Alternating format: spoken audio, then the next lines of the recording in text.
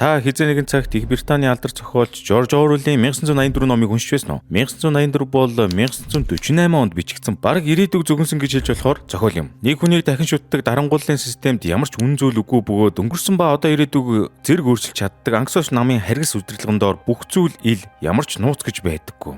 Учир нь 1984 дээр ангисоос нам нь бүхий л ард иргэдээ тэлээд идэгсгэх төхөөрөмжөөр хяндаг бөгөөд таныг өглөө босоод өдөр ажил дээрээ байхад эсвэл гадуур зугаалж байх үед тэр битгийл орой унтаж байх чинь хүртэл таныг нүд завчилгүй ажиглаж хатуу хяналтанд ор амьдруулдаг үлээ. Тэгвэл орчин цагт 1984 номон дээр гардаг энэхүү тэлээд илгэсэн өдгөө бидний эрен үед жинхэнэ утгаараа биелэлээ олж яг одоо таны халаасан дотор ширээн дээр чинь эсвэл гарт чинь байгаа гэдгийг та мэдхүү. Тийм ээ, энэ бол таны ухаалаг үтс юм. Орчин цагт дэлхийн техник технологийн чиг хандлагыг тодорхойлдог том корпорациуд яг үнэндээ таныг тагнаж бүх мэдээлэл чинь гартаа оруулсан байдгийг та мэдхүү. Тэр байтугай энэхүү мэдээллийг ашиглан томоохон корпорациуд зөвхөн тань тохирсон телемаркетингийг хийж янз бүрийн бараа бүтээгдэхүүн санал болгохоос эхлүүлээд таныг хаагуур явдаг, хэр их зүйл худалдан авдаг, интернетээс юу хайдаг, юуг хамгийн ихээр үздэг гэд бүхий л танд хамааралтай мэдээллүүдийг өөр хоорондоо солилцсон зарж байдаг. Тийм учраас энэ удаагийн бичлэгээрээ бид томоохон корпорациуд хэрхэн таныг тагнаж бүх мэдээллийг чинь авч байдаг талаар ярьж өгөхөр бэлтгэлээ. Орчин цагт интернет технологийн ачаар хүн хоорондын харилцаа илүү ойртож амар хэлбэр болсон ч эргээд бид өөрсдийнхөө талаарх бүхий л мэдээллийг интернет орчинд алдаж байдаг. Тэгвэл тэдгээрийг ашиглаад бусд хүмүүс яг юу хийдэг юм болоо?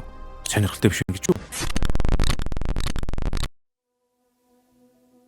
Орчин үеийн технологийн корпорациуд таны талаарх янз бүрийн мэдээллийг өгдөл хэлбэрээр ил болон талд аргаар цогдуулж түүгээрээ янз бүрийн зах зээл дээр хэрэглэгчдийн зан төлөвийг таамаглаж хэрэглэгчдийн хэрэгцээнд нийцсэн зар сурталчилгааг үзүүлэн орлого олдог үлээ. Юун түрүүн технологийн том компаниуд нь cookies болон tracking pixel зэрэг технологиг ашиглан хэрэглэгчдийнхээ интернет үйл ажиллагааг бүрэн хийж чаддаг. Cookie таны веб хөтчөд хадгалагддаг жижиг файл бөгөөд та ямар сайт руу орсон, ямар линктээр дарсан, ямар бүтээгдэхүүн сонирхсан зэрэг мэдээллүүдийг хадгалж үлдээдэг. Харин tracking pixel буюу 1 пикселийн хэмжээтэй нүдэнд үл үзэгдэх вебсайт дээр байдаг маш жижигхэн зурган файл нь хэрэглэгч тухайн хуудсыг нээсэн хэсгийг баталгаажуулж хэрэглэгчийн юу утсан, ямар үйлдэл хийсэн гэд бүхий л мэдээллийг сервер рүү илгээж байдаг. Ийм аргаар компаниуд хэрэглэгчийн зан төлөвийг олж мэддэг бөгөөд томоохон технологийн компаниуд нь таны мэдээллийг аппликейшны зөвшөөрөл хэлбэрээр олж авдаг. Өөрөөр хэлбэл таны ямар нэгэн аппликейшнийг Play Store юм уу App Store-с татан авсны дараагаар камер юм уу файл руу нэвтрэх болон байршлыг ашиглах янз бүрийн зөвшөөрлийг танаар дамжуулан авч таныг тагнадаг гэсэн үг юм аа. Энэ байдлаар бол том корпорациуд нь таны байршил,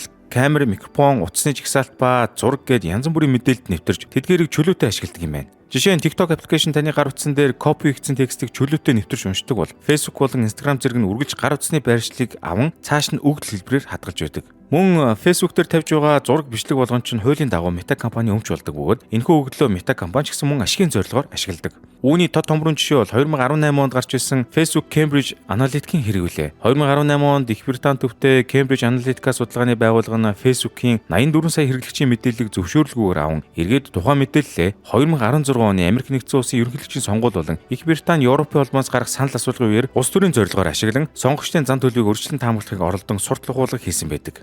Тэгсээр энэхүү иргэн ил болмогц Facebook компани томоохон туйлынд холбогдсон хувьцааны үнэ нь асар хурдтай унаж Facebook-ийн гүйцэтгэх захирал Марк Зукерберг нь Америк нэгдсэн улсын Конгрессийн өмнө байцаагдан нийт 5 тэрбум Америк долларын торгуул өгчээ. Энэ байдлаар компаниуд нь таны мэдээллийг аван эргээд таны эсрэг ашигладаг бөгөөд дижитал орчинд хувийн нууц гэх ойлголт байдаггүй. Тэгвэл үүний зэрэгцээ томоохон технологийн компаниудын ашигладаг өөр нэгэн аргачлал бол Wakeword систем юм. Таны YouTube контент чинь чанартай байсаар итэл яагаад үзэлт авахгүй гэж бодож байна? Шалтгаан нь юу гэж таны thumbnail явцгүй гэсэн үг. Таны контентыг үзэх хэсгийг шийддэг хамгийн чухал үзүүлэлт бол thumbnail. Тэгэхээр танд санал болгож өгөө YouTube thumbnail-ийн хичээлийг үзснээр та үзэгчдийн сэтгэл зүйд нөлөөлөх thumbnail хэрхэн хийхийг сурна. Canva ашиглан мэргэжлийн түвшний зураг бүтээх аргуудыг мэднэ. Заавал Photoshop хэрэггүй. Кликийг өсгөдөг дизайнын сэтгэл зүй өнгөний шатлалын системийг ойлгож том YouTube-руудын нууц техникүүдтэй алхам алхмаар суралцсан. Задлан цэгийн сайтаас ороод та яг одоо хичээл үзээрэй. Хэрэв та видеогоо олон хүнд хүрэхийг хүсдэг бол энэ хичээл танд зайлшгүй шаардлагатай нэг ур чадварыг сургана. Таны контентын үзэлт thumbnail-ээс чинь эхэлдэг. Одоо төвшнээ ахиулах цаг болсон.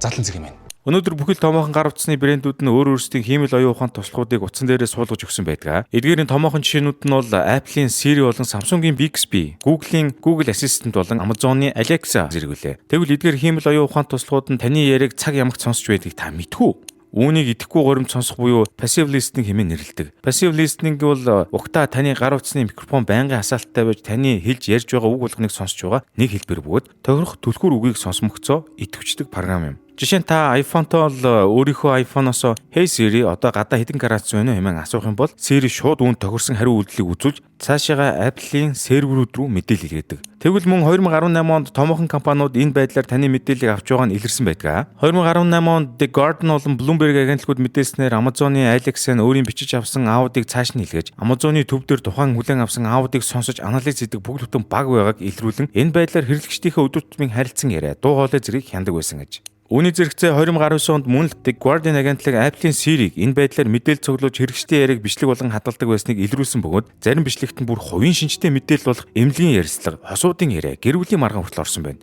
Тийм учраас Siri, Bixby, Google Assistant зэргийг байнга л ашигладаг бол тохиргоо хэсэг рүү орж Always Listening гэх програмыг унтраах хэрэгтэй шүү. Гэсэн ч зарим тохиолдолд уг арга хэмжээнүүд хангалтгүй байдаг.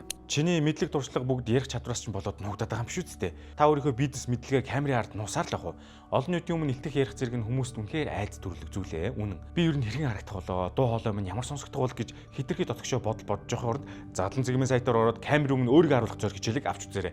Эсвэл та видеоны доорх скул линкээр ороод задлан комментэд нэгдэж хичээлээ үзэнгээ YouTube задан сургалтыг гэсэн давхар үзэх боломжтой. Олонний өмнө ярих, илтгэл тавих, камерын өмнө урсгал ус мэт цойлон ярих чадвар бол таныг ямар цаг үед хаанч аваад гарах, бусдаас тодтогох хамгийн хэрэгтэй чадвар юм шүү. 2013 онд Америк нэгдсэн улсын үндэсний аюулгүй байдлын газрын ажилтан Edward Snowden Америкийн тагнуулт хамааралтай маш нууц мэдээллийг дэлхийн нийтэд цацсан бөгөөд энэхүү мэдээлэлд нь хэрхэн Америк нэгдсэн улсын тагнуулын төв газар болон үндэсний аюулгүй байдлын газар өөрсдийн иргэдэд болон бусад холбоотон улс орнуудын иргэдийн утасны яриа, имэйл, интернет хэрэглээг өргөн цар хүрээтэйгээр тагнан мэдээлэл өгөгдөл хэлбэрээр цуглуулж байсныг илчилсэн юм. Edward Snowden илчилсэн Prism хөтөлбөр нь Google, Facebook, Microsoft, Apple, Yahoo зэрэг томоохон технологийн компаниудын серверээс шууд мэдээлэл авах хэрэгтэй байсан бөгөөд эдгээр мэдээлэл нь хэрэглэгчдийн явуулсан ба хүлээн авсан имэйл болон видео, аудио бичлэг, чатууд болон байршлын мэдээлэл хинтээ хэдэн цагт хаанаас яаж ирсэн, ямар дуудлагыг хүлээн авсан зэрэг маш чухал мэдээллүүд багтдаг байж. Түүнчлэн Америк нэгдсэн улсын үндэсний аюулгүй байдлын газар нь хэдэн сая хүмүүсийн утасны яриаг чагнах чадамжтай байсан төдийгүй хүн хоорондын харилцааны график шугамыг бүтээж хинтээ хэдийд хэр удаан ярьсан талаарх нарийн мэдээллийг ч гэсэн хадгалж авдаг байж. Йоо амар гоцтой. Гэхдээ улс болгоны тагнуулын байгууллагч гэсэн ямар нэгэн байдлаар иймэрхүү зүйл хийж байгаа. Энэ байдлаар Америк нэгдсэн улсын өөрийн иргэдийг болон дэлхийн томоохон улсуудын ерөнхийлөгч, ерөнхий сайд нарын утасны яриа, мэйл зэргийг хяндаг байсан бөгөөд дижитал ертөнцид ямар ч нууц гэж байдгүйг та хүнээс харж болно. Тэгвэл үүнтэй адил Хятадын гар утасны томоохон брэндүүд болох Huawei, Xiaomi, Oppo зэрэг компаниуд нь Хятадын коммунист намтай нэгт холбоотой байдгийг та мэдэх үү? Хэрвээ нэгт холбоогүй байсан бол энэ компаниуд үдэд оршин тогтнох уу? Huawei компаниг 1987 онд ардын чөлөөлөх армийн инженер асан Jane Jingfei үүсгэн байгуулсан бөгөөд өнөөдөр дэлхийн 170 гаруй оронд харилцаа холбоо 5G сүлжээ, угаалгад хөөрөм зэрэг янз бүрийн харилцаа холбооны дэд үтцийг нийлүүлдэг. Гэвч эдгээрийн цаана Huawei компани Хятадын коммунист намтай нэгт хамтын ажиллагаатай байдаг бөгөөд хэдийн өнгөн дээр хувийн компани мэт харагддаг боловч Хятадын коммунист намын хороогоор дамжин үйл ажиллагаа явуулдаг бөгөөд энэхүү орон ганцхан Huawei гэлтгүй бусад Хятадын томоохон технологийн компаниудын стратеги бодлогод оролцож байдаг. Бүр Huawei энэ талаараа 2018 онд гаргасан тайлан дээрээ дурдсан бөгөөд Хятадын коммунист нам нь өөрөө компани гол шийдвэр гаргалтанд оролцдог хэмээн дурдсан байдаг. Сүүлийн үед Хятадын Huawei компанитай холбоотой гарсан маргаан бол 5G сүлжээ билээ. Америк нэгдсэн улс ба бусад Европын холбооны улсууд Huawei-гийн төхөөрөмжүүдийг тусгай арын хаалгатай бөгөөд нууц угаар дамжин Хятадын коммунист нам руу мэдээлэл дамжуулах чадвартай байж магадгүй хэмээн үздсэн байна. Бүрийн талаар Америк нэгдсэн улсын тагнуулын байгууллага нь 2019 онд гаргасан тайландаа Huawei компани Хятадын засгийн газар техникийн мэдээлэл дамжуулдаг хэмээн дурдж анхааруулга өгсөн байдаг. Ийхүү үүний дараа Америк нэгдсэн улс нь уг компанийг харж ихсаалтанд оруулж Google-ийн Android үлдэн систем дээрх лицензийг хязгаарлаж 5G сүлжээний төхөөрөмжүүдийг нь ашиглахгүй байхыг уриалсан бөгөөд Их Британи, Австрали, Япон, Канада зэрэг орнууд Huawei компанийн тоног төхөөрөмжүүдийг үндэсний аюулгүй байдлын эрсдэл хэмээн үзэн өөрсдийн 5G төслүүдээсээ хассан байдаг. Харин манай улсад яаж байгаа юм бол доо бүхий л төхөөрөмжүүд нь энэ компанийн байдаг шүү дээ. Түүнчлэн зарим судлаачид Huawei Хятадын дотоод дахь дижитал тагнуулын үйл ажиллагааны гол суурь гэж үздэг бөгөөд Huawei-гийн царай танилтын системүүд нь хиймэл оюун ухаан дээр суурилэгдэн иргэдээ цаг үргэлж хянж байдаг хэмээн хэлсэн байдаг. Яг л George Orwell-ийн 1984 зохиолч.